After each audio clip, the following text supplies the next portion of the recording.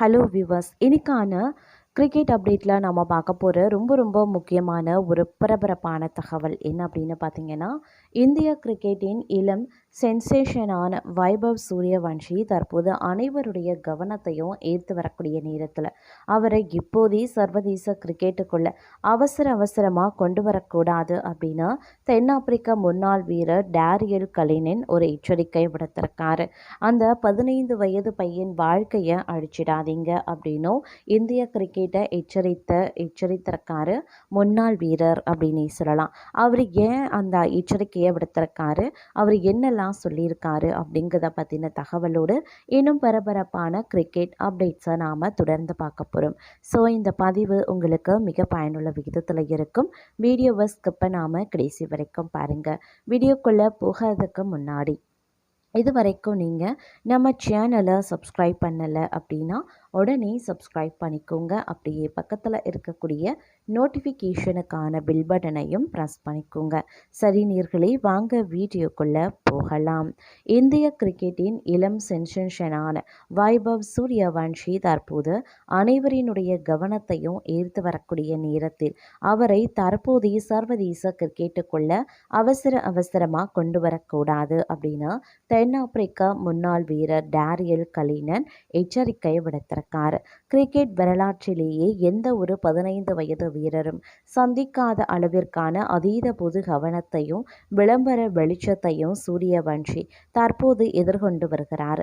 இன்றைய காலகட்டத்தில் இளம் வீரர்கள் கடுமையான அழுத்தங்களை சந்திப்பதோடு சமூக வலைதளங்களும் அவர்களுக்கு பெரிய அச்சுறுத்தலாக இருப்பதாக கலினன் கவலை தெரிவித்திருந்தார்.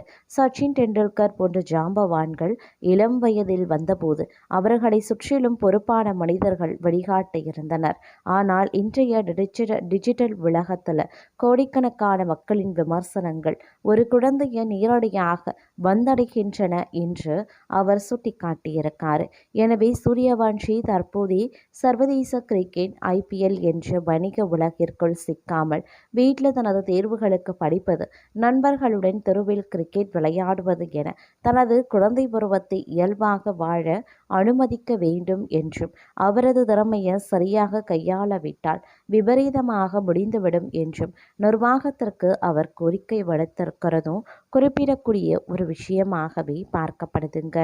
அது மட்டும் இல்லாமல் இங்கிலாந்துக்கு எதிரான முதல் T20 போட்டியில் இந்திய அணியுடைய இடது கை பேட்டர் திலக் வர்மாவை அணி நிர்வாகம் தவறான பேட்டிங் வரிசையில் களமிறக்கி சொதப்பியுள்ளதாக விமர்சனங்களும் எழுந்தன.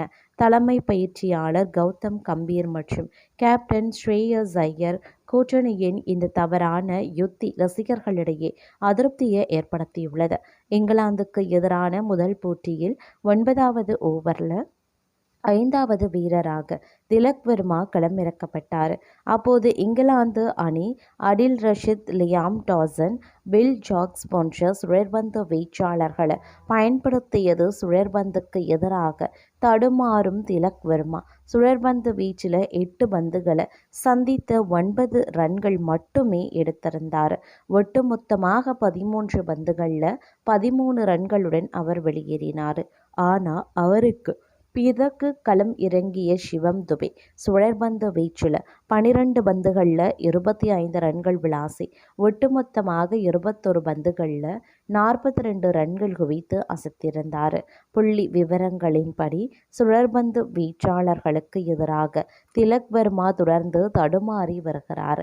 கடந்த 2025 முதல் சர்வதேச கிரிக்கெட்டில் சுழற்பந்து வீச்சாளர்களுக்கு எதிராக 266 பந்துகளை சந்தித்து 300 ரன்கள் மட்டுமே எடுத்திருந்தார். இவரது ஸ்ட்ரைக் ரேட் 112.78 மட்டுமே ஆகும். IPL தொடர்லையும் சுழற்பந்துக்கு எதிராக இவரது ஸ்ட்ரைக் ரேட் 115.50 மட்டுமே உள்ளது. T20 போட்டிகளில் 7 முதல் 15 ஓவர்கள் வரையிலான மிடில் ஓவர்களில் சுழற்பந்து வீச்சாளர்களே அதிகம் பந்து வீசுவர். அப்படிப்பட்ட சூழ்நிலையில் சுழற்பந்துக்கு எதிராக தடுமாறும் திலக் வர்மாவை 5வது வரிசையில் களம் இறக்குவது தவறான யுக்தியாகும். சுழற்பந்தை மிகச் சிறப்பாக எதிர்கொள்ளும் சிவம் துபே அல்லது அக்சர் பட்டேல் ஆகியோரை மிடில் ஓவர்களில் களம் இறக்காமல் வேகப்பந்து வீச்சு நன்றாக எதிர்கொள்ளும் திலக் வர்மாவை அந்த இடத்தில் களம் இறக்கியது அணியின் சமநிலையை பாதித்துள்ளது. வேகப்பந்து வீச்சாளர்களை மட்டுமே எதிர்கொள்ளக்கூடிய அக்சர் பட்டேலை 7 அல்லது 8வது வரிசையில் களம் இறக்குவது அவரது திறமையை வீணடிக்கும் செயல் என்றும் விமர்சகர்கள் சுட்டிக்காட்டுகின்றனர். இங்கிலாந்து அணிக்கு எதிரான முதல் T20 போட்டி மழையால் முடிவின்றி பாதியில் கைவிடப்பட்டது. இந்த போட்டியில் இந்திய அணி தனது முதல் இன்னிங்ஸ் பேட்டிங்கை முழுமையாக முடித்திருந்தது. அதில் 189 ரன்கள் குவித்திருந்தாங்க. பேட்டிங் வரிசையை சரியாக கையாண்டிருந்தா 200 ரன்களுக்கும் மேலே எடுத்திருக்கக்கூடும். அதே சமயம் திலக் வர்மா சுழற்பந்து வீச்சு பலவீனத்தை வைத்துக்கொண்டு நீண்ட நாள் இந்திய அணியில் நிலைக்க முடியாது. விரைவில் அவர் அந்த பலவீனத்தை சரி செய்ய எதிர்கொள்ள வேண்டும் அப்படின்னும் எடுத்துரைக்கப்பட்டிருக்கிறது. அது மட்டுமின்றி இங்கிலாந்து நாட்டிற்கு சுற்றுப்பயணம் மேற்கொண்டிருக்கக்கூடிய ஸ்ரேயஸ் ஐயர் தலைமையிலான இந்திய T20 கிரிக்கெட் அணியானது தற்போது அங்கு நடைபெற்று வரக்கூடிய 5 போட்டிகள் கொண்ட T20 தொடரில் பங்கேற்று விளையாடி வருகிறது.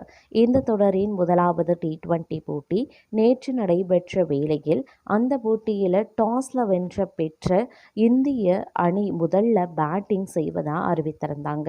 அதனைத் தொடர்ந்து முதல்ல விளையாடிய இந்திய அணியானது நிர்ணயிக்கப்பட்ட 20 ஓவர்களின் முடிவில் 7 விக்கெட்டுகளை இழந்து 189 ரன்களை குவித்திருந்தது.